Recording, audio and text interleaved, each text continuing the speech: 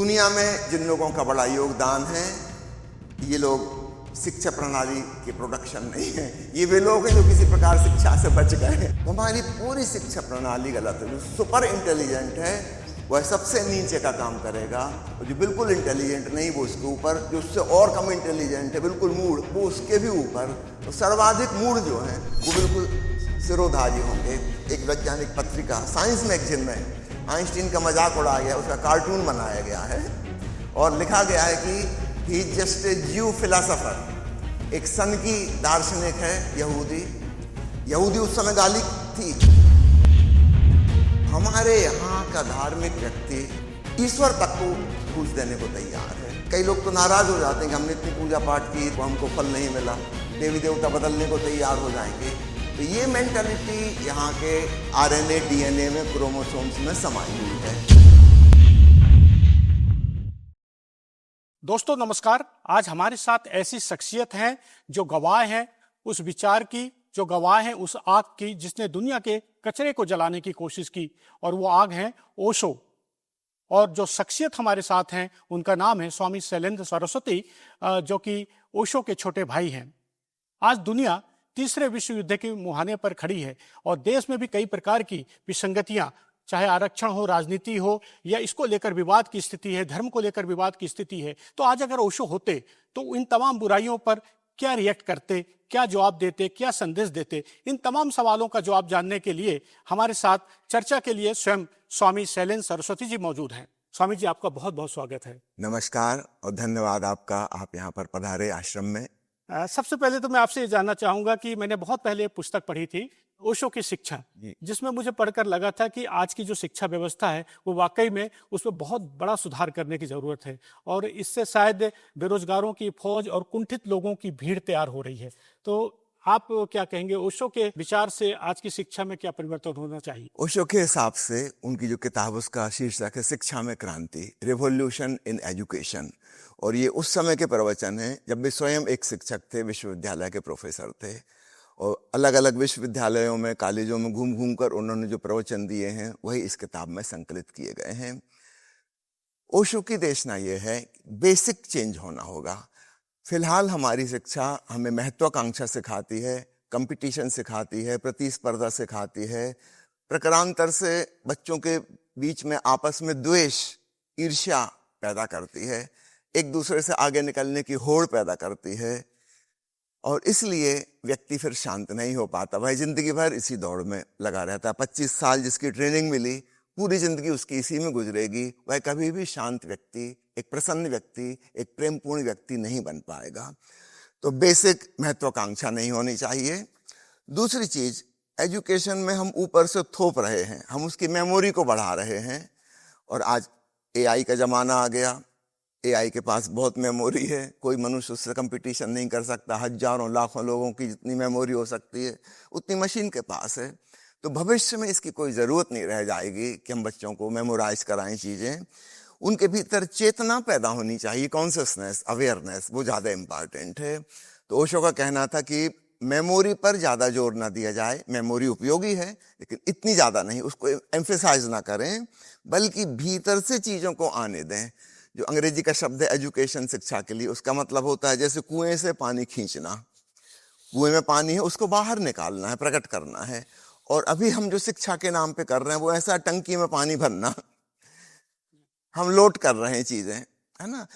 इससे भीतर की फिर चीज बाहर नहीं निकल पाती। और इसलिए हम देखते हैं कि शिक्षा व्यवस्था टैलेंटेड लोगों को पैदा नहीं करती, क्योंकि भीतर की चीज को उसने बाहर लाने का अवसर ही नहीं दिया।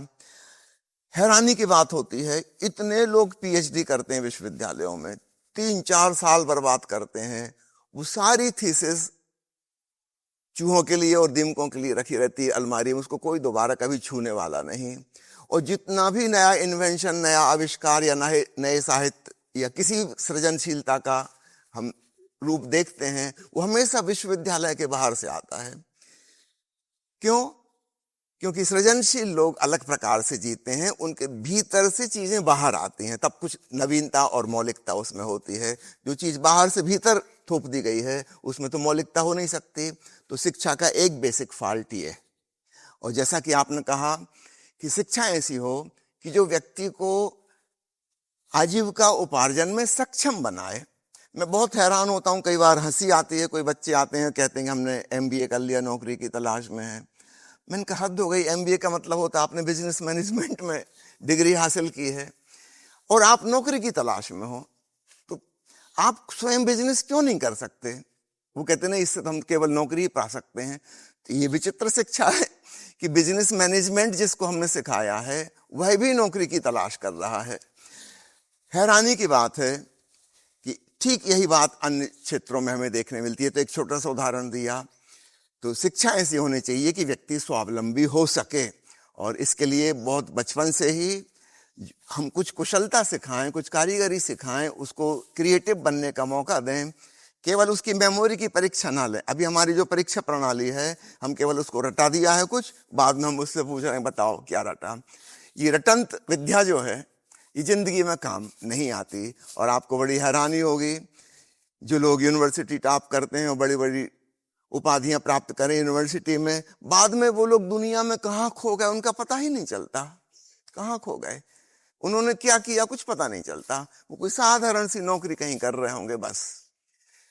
दुनिया में जिन लोगों का बड़ा योगदान है, ये लोग शिक्षा प्रणाली के प्रोडक्शन नहीं है, ये वे लोग हैं जो किसी प्रकार शिक्षा से बच गए, इतनी प्रतिभाशाली हो सके। तो निश्चित रूप से हमारी शिक्षा प्रणाली पर बड़े बड़े क्वेश्चन मार्क लगे हैं, और ये बेसिक फॉल्ट्स हैं जो ओशो ने बताए।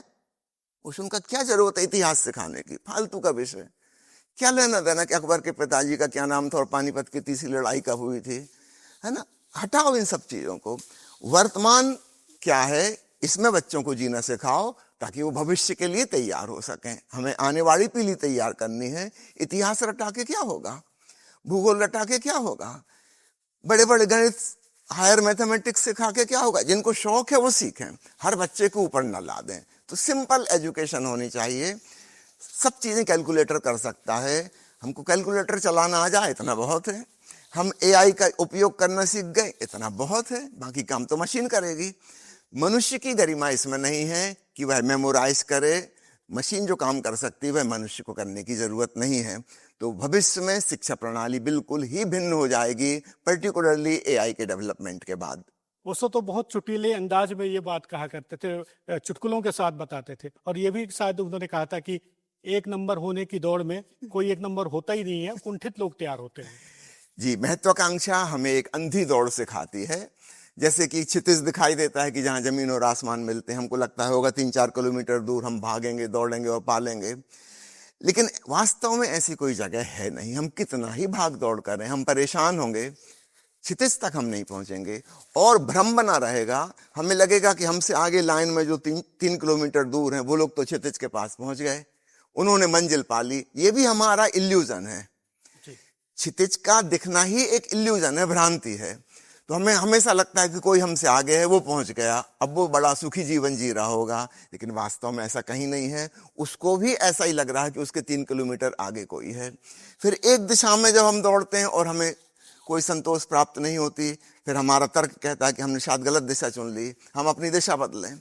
एक आदमी समझो अभिनय की दिशा में गया था और बड़े टॉप पे पहुंच गया, बहुत प्रसिद्ध अभिनेता बन गया। सब लोग समझते हैं कि वो प्रसिद्ध अभिनेता है, सफल व्यक्ति है। वो भीतर से जानता है वो खाली का खाली है। और तब फिर वो अपनी दिशा बदलेगा। अब वो अभिनेता की जगह नेता बनने की कोशिश करने लगेगा। दिशा बदलेगा कि पूरब दौड़ के क्षितिज नहीं मिला, अब पश्चिम दौड़ के क्षितिज मिलेगा। लेकिन सच्चाई ये है कि क्षितिज कहीं है ही नहीं और इसलिए कभी नहीं मिलेगा। इसलिए महत्वाकांक्षा की शिक्षा ही बिल्कुल गलत है। और आपने कहा है चुटकुला, तो मुझे भी एक चुटकुला याद आ गया। स्कूल में जो बच्चे बहुत इंटेलिजेंट होते हैं वो लोग अक्सर साइंस लेंगे, टेक्निकल विषय लेंगे और भविष्य में चल के हैं कि छोटी मोटी नौकरी करेंगे। दूसरे नंबर के जो हैं वो आर्ट्स पढ़ेंगे, कॉमर्स पढ़ेंगे, ये आईएएस अफसर बनेंगे और ये उन नौकरी करने वालों के ऊपर राज्य करेंगे। जो इनसे भी गए बीते थे, जो आर्ट्स कॉमर्स भी नहीं पढ़ सकते थे, ये स्कूल से ही छोड़ के ही भाग गए थे, इनसे पढ़ाई हो नहीं सकती थी, ये गुंडागर्दी और लफंगाबाजी करते रहे। ये आगे चल के मंत्री और सांसद बनेंगे और ये आईएएस के ऊपर बैठेंगे। और जो इनसे भी गए बीते थे, तो बचपन से ही स्कूल आए ही नहीं, या प्राइमरी स्कूल से ही भाग खड़े हुए, त्यागी बन गए, तपस्वी बन गए, महात्मा जी बन गए, ये और सुपर, वो नेता भी इनके आके चरण छुएंगे और इनसे निर्देश मांगेंगे। तो हमारी पूरी शिक्षा प्रणाली गलत है। जो सुपर इंटेलिजेंट है वह सबसे नीचे का काम करेगा, और जो बिल्कुल इंटेलिजेंट नहीं वो उसके ऊपर, जो उससे और कम इंटेलिजेंट है बिल्कुल मूढ़ वो उसके भी ऊपर, और सर्वाधिक मूढ़ जो हैं वो बिल्कुल सिरोधारी होंगे। इस पूरी प्रणाली को बदलना बहुत आवश्यक है। तो ये चुटकुला वास्तव में हंसने के लिए नहीं, रोने के लिए है, जिसमें सारी दुनिया जी रही है। अच्छा, चूंकि वो खरा खरा बोलते थे, कड़वा बोलते थे, तो शायद यही वजह थी कि वो विवादों में रहे, या कोई और वजह है? देखिए, सत्य जो भी बोलेगा वह विवाद में आएगा, क्योंकि बड़ी भीड़ 99% लोग झूठ में, पाखंड में जी रहे हैं, तो उनको चोट लगेगी। उनका व्यवसाय झूठ का धंधा है, तो जब भी कोई व्यक्ति सत्य की बात करेगा तो उस धंधे पे चोट लगेगी, तो वो लोग तो नाराज होंगे और वो विवाद खड़ा करेंगे, वो अफवाहें फैलाएंगे ताकि सत्य का प्रचार ना हो पाए। ऐसा सदा सदा से होता आया है, ओशो के संग भी वही हुआ, और मैं नहीं समझता कि भविष्य में ऐसा नहीं होगा। अच्छा, ऐसा नहीं समझिए कि आपकी केवल धार्मिक या सामाजिक क्षेत्र में ऐसा होता है, विज्ञान के क्षेत्र में भी यही होता है। कोई व्यक्ति एक मौलिक नई बात लेके आता है और वैज्ञानिक उसके विरोध में हो जाते हैं। उनको तो हम चिंतन मननशील मानते हैं, उनको तो हम अंधविश्वासी नहीं मानते, लेकिन वो भी वही दुर्व्यवहार करते हैं। जब गैलीलियो ने कहा कि 100 किलो का पत्थर और 1 किलो का पत्थर जब ऊपर से गिराए जाएंगे तो वो एक साथ जमीन पर गिरेंगे, सारे लोग विरोध में हो गए। वो यूनिवर्सिटी में नौकरी करता था, स्वयं प्रोफेसर था। यूनिवर्सिटी के प्रोफेसर, स्टूडेंट नाराज, और पोप ने घोषणा कर दी कि आदमी अपराधी है, क्योंकि हमारा कॉमन सेंस कहता है कि वजनदार चीज पहले गिरेगी, हल्की चीज बाद में गिरेगी, और गैलीलियो का गणित कह रहा कि नहीं, दोनों एक साथ गिरेंगे। उसने प्रयोग करके बताया, पीसा की जो तिरछी मीनार है, 7 वंडर आश्चर्य जो है दुनिया के, उनमें से एक गया ऊपर, सारा वजन ढोके, कोई 1 लाख लोग देखने को आए, पोप भी देखने को आया, पादरियों की भीड़ लगी है, धर्मगुरुओं की भीड़ लगी है, सारे यूनिवर्सिटी के स्टूडेंट्स, प्रोफेसर और आम पब्लिक खड़ी है, और उसने दोनों पत्थर एक साथ गिराए और वो एक साथ जमीन पे गिरे। पोप ने ऑर्डर निकाला कि इस आदमी को पकड़ो, ये बदमाश है, ये कुछ काला जादू कर रहा है, भूत प्रेत इसके बस में है, ये कैसे हो सकता है, वजनदार चीज पहले गिरेगी, हल्की चीज बाद में गिरेगी। यूनिवर्सिटी वालों ने उसको नौकरी से निकाल दिया गया, और पोप ने सजा सुनाई कि आजीवन कारावास, ये जेल में ही मरेगा, इसको कभी छोड़ेंगे नहीं, आदमी ठीक नहीं है। वैज्ञानिक कोई सत्य और प्रयोग के द्वारा सिद्ध करके बता रहा है आंखों के सामने, फिर भी हम नहीं मानते। अभी दूर की छोड़िए, पिछली सदी में, 20वीं सदी के आरंभ में अल्बर्ट आइंस्टीन ने रिलेटिविटी का प्रिंसिपल दिया। हैरानी की बात है, नोबेल प्राइज कमेटी इस पर विचार करती रही, सालों साल गुजर गए कि इस पर नोबेल प्राइज दिया जाए कि ना दिया जाए, क्योंकि उस समय जर्मनी में यहूदियों के खिलाफ थे सब, आइंस्टीन यहूदी था, वो विचार ही करते रहे और नोबेल प्राइज नहीं दिया। अब हैरानी की बात है, आइंस्टीन का विचार पुरानी सारी वैज्ञानिक मान्यताओं को चोट पहुंचा रहा था। वो कह रहा था कि सभी चीजें रिलेटिव हैं, और जिनको हम एब्सोल्यूट ट्रुथ मान के चले वो सच नहीं है, भ्रांति है। उसकी बात में दम है, सैकड़ों प्रयोगों से उसने सिद्ध कर दिया कि रिलेटिविटी सच है, सापेक्षता का सिद्धांत। लेकिन उस जमाने के समकालीन वैज्ञानिक राजी नहीं हुए, यहां तक कि उस जमाने एक वैज्ञानिक पत्रिका साइंस मैगजीन में आइंस्टीन का मजाक उड़ाया गया, उसका कार्टून बनाया गया है और लिखा गया है कि ही जस्ट ए ज्यू फिलोसोफर, एक सन की दार्शनिक है, यहूदी उस समय गाली थी, यहूदी जर्मनी में किसी को लेबल लगाना मतलब इसको मौत की सजा दी जाए ये इशारा था।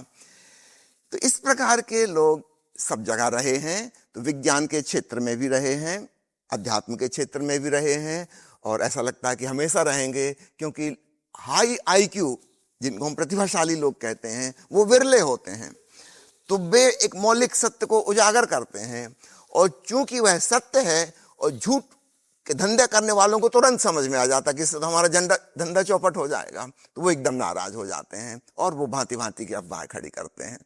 अच्छा स्वामी जी, आप तो उनके अनुज रहे, छोटे भाई हैं आप, तो बचपन में ही ऐसा स्वभाव रहा, सच बोलने का, विद्रोही स्वभाव, अब बचपन में ही ऐसे परिवार वालों को समझ में आ गया था कि ये बालक बड़ा होकर दुनिया की नाक की दम करने वाला है? जी बिल्कुल समझ में आ गया था, क्योंकि उस समय भी वो जो भी मान्यताएं थी, है ना, उसको चैलेंज करते थे। छोटी से छोटी बात, एक उदाहरण याद आता है, जब स्कूल में गए वो पहले दिन, उस जमाने में स्कूल में हर बच्चे को, शिक्षक को गांधी टोपी लगाना अनिवार्य था। तो उन्होंने कहा कि मैं टोपी नहीं लगाऊंगा, मैं यहाँ अपनी बुद्धि विकसित करने आया हूँ। यदि आप सिद्ध करें कि टोपी लगाने से बुद्धि विकसित होती है तो मैं जरूर लगाऊंगा, फिर मैं एक नहीं 10 टोपी एक के ऊपर एक लगाऊंगा, लेकिन जब तक आप सिद्ध नहीं करेंगे मैं टोपी लगाने को तैयार नहीं। तो शिक्षक क्या जवाब देते, पकड़ के प्रिंसिपल के पास ले गए, है ना। प्रिंसिपल ने डांटा डपटा कि स्कूल का अनुशासन है, नियम है। तो उन्होंने कहा स्कूल किस पर्पज से खुला, आप ये बताइए, हम बच्चे किस लिए आए हैं, अपनी बुद्धि विकसित करने आए हैं, और मुझे नहीं दिखाई पड़ता यहाँ इतने सारे लोगों को मैं देख रहा हूं टोपी लगाए हैं, ये मुझे बुद्धिमान नहीं लग रहे। मेरी बात का जवाब शिक्षक ने भी नहीं दिया और आप भी नहीं दे रहे हैं। प्रिंसिपल तो बहुत नाराज हो गया, उसके पास कोई तर्क तो नहीं था। उसने सजा दे दी कि क्लास में अटेंड नहीं कर सकते, बाहर खड़े रहो क्लास के। ओशो बाहर खड़े रहे, उनका सजा मुझे मंजूर है, लेकिन तर्कहीन बात मैं नहीं करूंगा। या तो आप एक वैज्ञानिक चिंतन मनन के द्वारा सिद्ध करो कि टोपी से मेरी बुद्धि विकसित होगी, तो मैं जरूर लगाऊंगा, नहीं तो नहीं लगाऊंगा। सजा भोगने के लिए तैयार हूं। 2 महीने बीत गए, क्लास के बाहर खिड़की से खड़े होकर वो पढ़ते थे। 2 महीने बाद प्रिंसिपल को दया आई, उसने कहा कि जाओ भीतर बैठो। समझ में आ गया कि तुम मानने वाले नहीं हो, हमको ही झुकना पड़ेगा, क्योंकि तुम जो बात कह रहे हो वो सही है, हमारे पास इसका कोई उत्तर नहीं है, हम कहां से उत्तर दें। अब फिर ओशो ने विद्रोह किया, अन्य बच्चों में कहा कि जब मैं बिना टोपी का अलाउड हो गया तो तुम क्यों उस अनिवार्य नियम का पालन करते हो। फिर तो अन्य बच्चे जो हिम्मत करते, साहसी, तो उन्होंने भी टोपी लगाना बंद कर दिया। धीरे धीरे धीरे एक परंपरा को उन्होंने तोड़ा। तो इतनी छोटी उम्र में हम देख सकते हैं कि एक व्यर्थ की परंपरा जिसका कोई मीनिंग नहीं है, कोई उपयोग नहीं है, उसको तोड़ने में उन्होंने सजा पाने को भी तैयार रहे वो। फिर बाद में उन्होंने टोपी लगाना शुरू की जैसे आपने लगाई। किसी दूसरे के आदेश से नहीं, अपनी मर्जी से। 1981 में जब वो अमेरिका गए तो वहां पे जिस एरिया में वो रह रहे थे वहां पर -20 डिग्री टेम्परेचर हुआ करता था ठंड में। तो पहली बार उन्होंने मोजे पहने, पहली बार उन्होंने दस्ताने पहने, पहली बार उन्होंने सिंथेटिक कपड़ा, क्योंकि इसके पहले वो हमेशा सूती सफेद कपड़े ही पहनते थे। पहली बार टोपी लगाई उन्होंने, क्योंकि वहां जरूरी था। तो जरूरत के हिसाब से वो करने तैयार हैं, लेकिन गैर जरूरी चीज को वो कभी हाँ नहीं कहेंगे। तो ये उनकी मौलिक विद्रोही प्रवृत्ति बहुत बचपन से उजागर हो गई थी। स्कूल के बाद कॉलेज में भी जब वो लेक्चरर थे तब भी शायद प्रोफेसर से या वहाँ के प्रिंसिपल से कुछ विवाद हुआ था उनका। उनका विवाद तो प्रतिदिन ही होता था।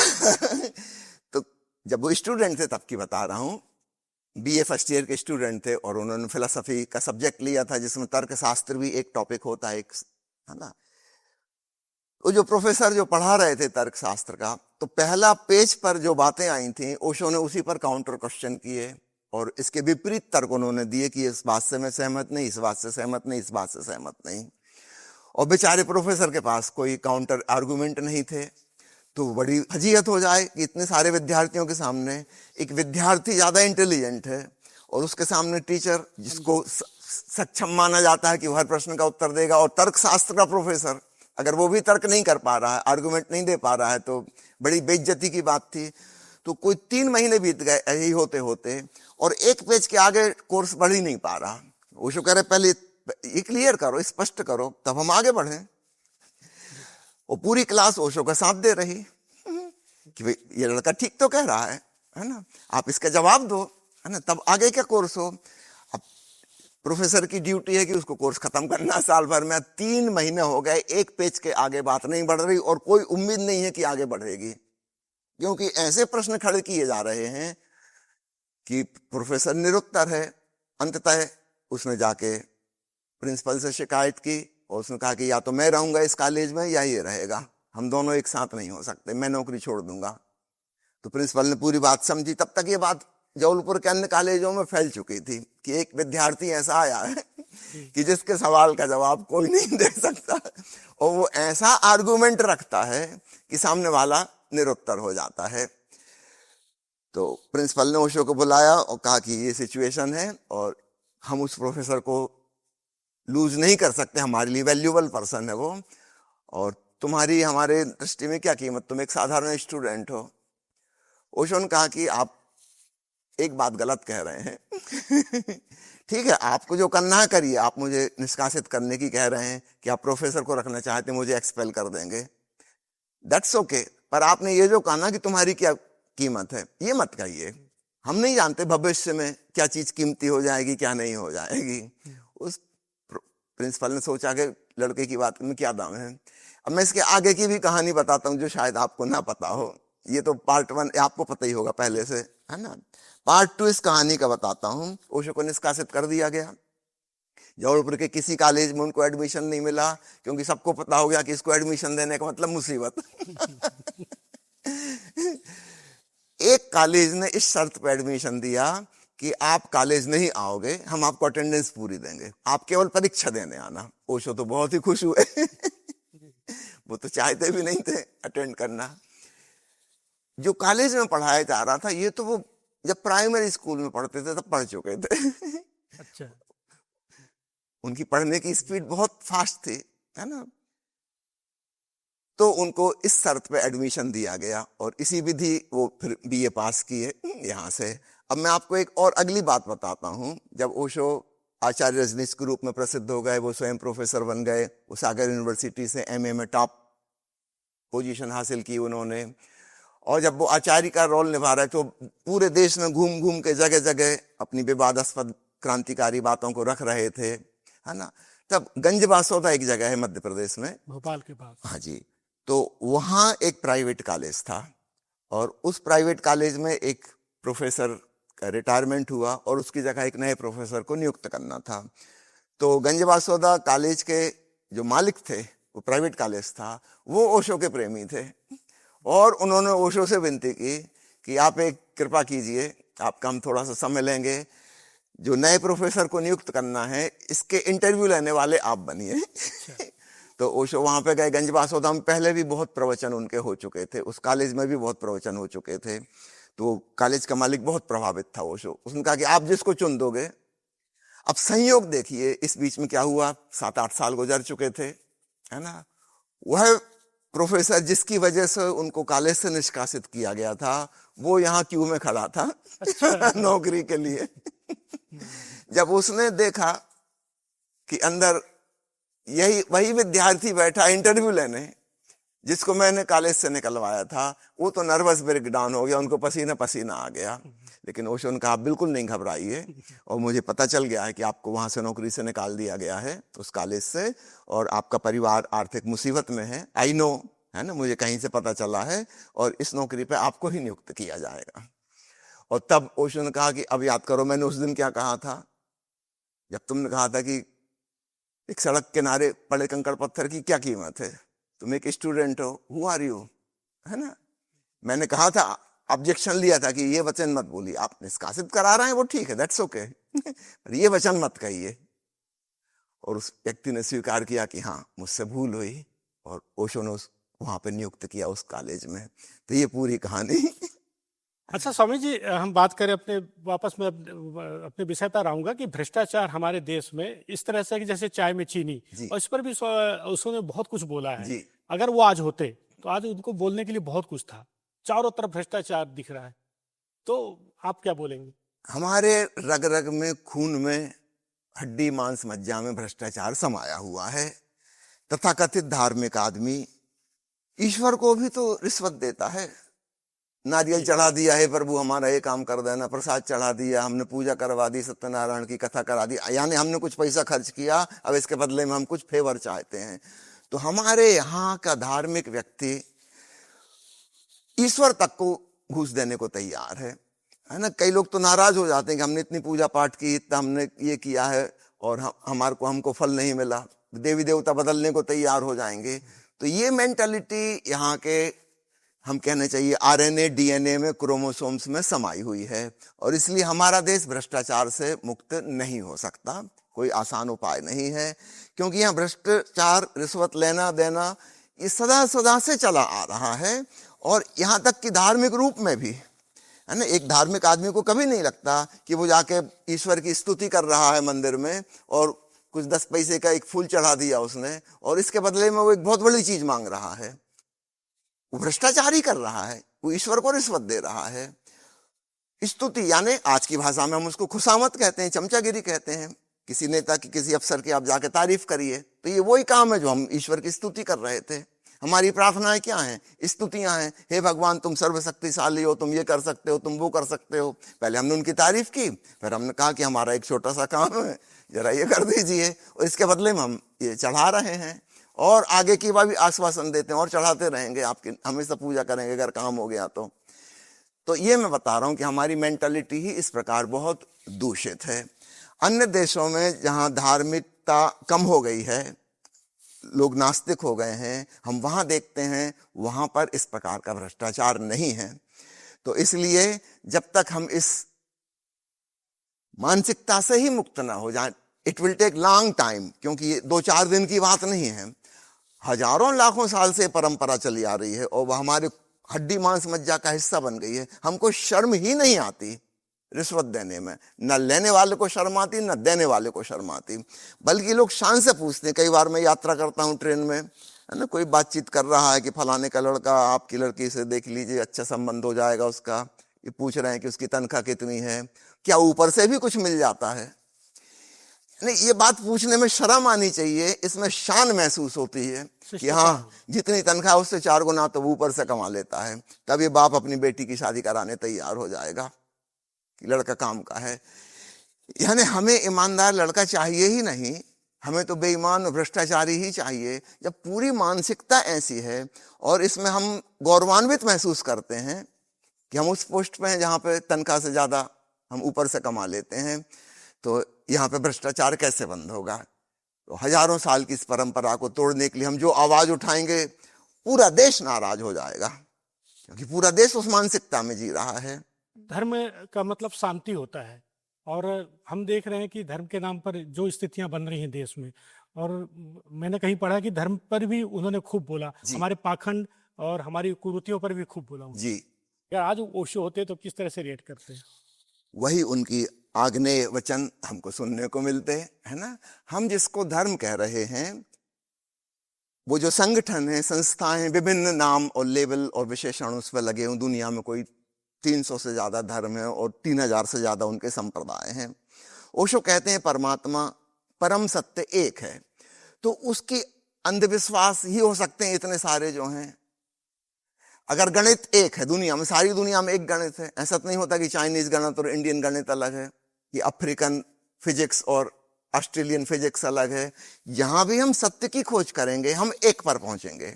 अनेक सत्य नहीं हो सकते, सत्य हमेशा एक होगा।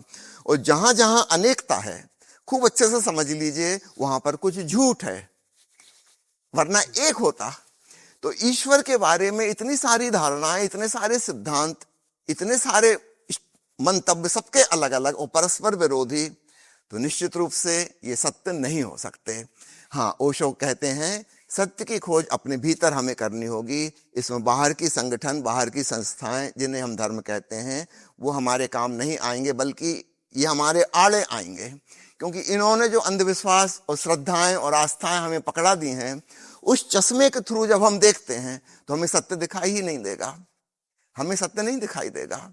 एक आदमी समझो क्रिश्चियन है और ईसा मसीह की प्रार्थना करता है, पूजा करता है, उनके किताबों को पढ़ता रहता है, ये जब ध्यान करेगा, प्रार्थना करेगा, इसको ईसा मसीह दिखाई देंगे। हो सकता है इसको आशीर्वाद देके चले जाएं, इसकी मनोकामना पूर्ति का कुछ कह जाएं, पर यह इसकी कल्पना है, ये कोई वास्तविक ईसा मसीह नहीं है।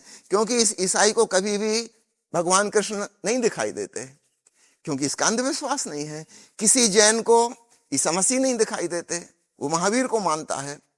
किसी बौद्ध को महावीर नहीं दिखाई देते, वो गौतम बुद्ध को मानता है। इसका मतलब ये सब मानसिक मान्यताएं हैं, ये हमारी ब्लाइंड बिलीफ्स हैं, और हम अपनी ही कल्पना को देखेंगे, अपना ही सपना देखेंगे, इसका सत्य से कोई लेना देना नहीं है। और अगर हम इसको सच मान रहे हैं तो हम सत्य की खोज में आगे बढ़ेंगे ही नहीं। तो ओशो जिसे कहते हैं वास्तविक धर्म, वह है जिज्ञासा, वह है खोज। हर व्यक्ति अपने ढंग से खोजे, किसी की ना माने, मानने को तैयार ही ना हो। ओशो का प्रसिद्ध वचन है, मानो मत, जानो, don't believe, search and find out yourself. लेकिन दुनिया में ऐसा लोग नहीं करते, क्योंकि अंधविश्वास करना बहुत सरल है, सस्ता है। हमारे माता पिता कह गए थे कि ये मंदिर है, ये भगवान है, इनकी पूजा पाठ करना और तुम जीवन में शांति रहेगी, और हमने फॉलो करने लगे। हम अंधविश्वासी बन गए, अंधे अनुयायी बन गए। हमें कोई मेहनत नहीं करनी पड़ती। अगर हमें वास्तव में जिज्ञासा के द्वारा स्वयं खोजना होगा तो बड़ी साधना करनी होगी, क्योंकि हम कहेंगे कि हमको कुछ नहीं पता, ईश्वर है कि नहीं आई डोंट नो। मैं अपनी अज्ञान की स्थिति स्वीकार करता हूं। हाँ, मैं पता लगाने का प्रयास करूंगा। हाँ, बाद में मैं घोषणा करूंगा जब मुझे पता लग जाएगा, लेकिन उसके पहले मैं कोई भी स्टेटमेंट देने तैयार नहीं, और किसी का स्टेटमेंट सुनने भी तैयार नहीं। Let me search out my self. तो ये व्यक्तिगत निजी खोज होगी, इसमें किसी संस्था, संगठन, शास्त्र, सिद्धांत का कोई इंटरफियरेंस नहीं होगा। और तब ऐसा धर्म जो होगा, आपने जो कहा ना धर्म तो शांति लाता है, निश्चित रूप से वास्तविक धर्म शांति लाएगा। लेकिन तथाकथित धर्म केवल अशांति का कारण है, लड़ाई झगड़े और कलह का कारण है, क्योंकि उनके अंधविश्वास अलग अलग हैं, है ना। जहां अलग अलग है, भिन्नता है, वहां तो झगड़ा खड़ा होगा। हर व्यक्ति सिद्ध करना चाहेगा कि मेरा सही है, आपका गलत है। वो सिद्ध करेगा कि नहीं, आपका गलत है, मेरा सही है। जहां 300 धर्म है दुनिया में, वहां लगातार ही संघर्ष बना रहेगा। तो शांति की जगह ये धर्म, तथाकथित धर्म जिनको कह रहा हूं, ये हमेशा ही अशांति पैदा करते रहे हैं, सदा सदा से। ऐसा नहीं कि आज की घटना है, ऐसा सदा से होता आया है। मारकाट, आप किसी भी धर्म का इतिहास उठा के देख लीजिए, बड़ी बुरी तरह से लोगों ने शोषण किया है धर्म के नाम पे, लड़ाया है, भिड़ाया है, क्योंकि इनका पूरा खेल लड़ाई भिड़ाई पर ही आधारित है ना। यह वास्तविक धर्म नहीं है। ओशो कहते हैं वास्तविक धर्म है सत्य की खोज। तुम स्वयं खोज करो, इसका संगठन नहीं बन सकता। जैसे प्रेम का संगठन नहीं होता। एक युवक युवती को प्रेम हो गया, क्या वो किसी सिद्धांत को मान के चल रहे हैं? उनका कोई अंधविश्वास है? नहीं, सहज रूप से, स्वाभाविक रूप से प्रेम घटित हुआ है। इसकी कोई संगठन और संस्था नहीं है, है ना। अगर संगठन और संस्था प्रेम के भी हो जाएं कि हमारे कहे अनुसार, इस सिद्धांत के अनुसार प्रेम करना पड़ेगा, फिर वो प्रेम होगा ही नहीं, सब झूठा प्रेम होगा, है ना। शादी के नाम पर हम वही कर रहे हैं, है ना। हम देख रहे हैं कितना पैसा है, कितना बड़ा मकान है, कितनी महंगी कार है, परिवार कैसा है ना। उसको देख के जब हम सोच रहे हैं कि अब प्रेम हो, ऐसा प्रेम कभी नहीं हो सकता, क्योंकि इसमें प्रेम को तो काउंट किया ही नहीं गया। हम तो अन्य फैक्टर्स को काउंट किए थे, कुल कैसा है, खानदान कैसा है, यश प्रतिष्ठा कैसी है। प्रेम का तो हमने ख्याल ही नहीं रखा कि ये दो लोग प्रेम पूर्वक रह भी पाएंगे कि नहीं, इनकी मानसिकता मिलती भी है कि नहीं, इनका हृदय से हृदय का कोई नाता हो भी सकता है कि नहीं, उसकी तो हमने जांच ही नहीं की। तो जिस प्रकार विवाह से प्रेम उत्पन्न नहीं हो पाता, सारी दुनिया में विवाह भयंकर आंतरिक कलह का कारण है। हर घर में संघर्ष छिड़ा हुआ है, पति पत्नी अंतरंग शत्रु हैं, इंट्रिंसिक एनिमी। परिवार तो होना चाहिए प्रेम की जगह, प्रेम का स्थान, विश्रामपूर्ण होने की जगह।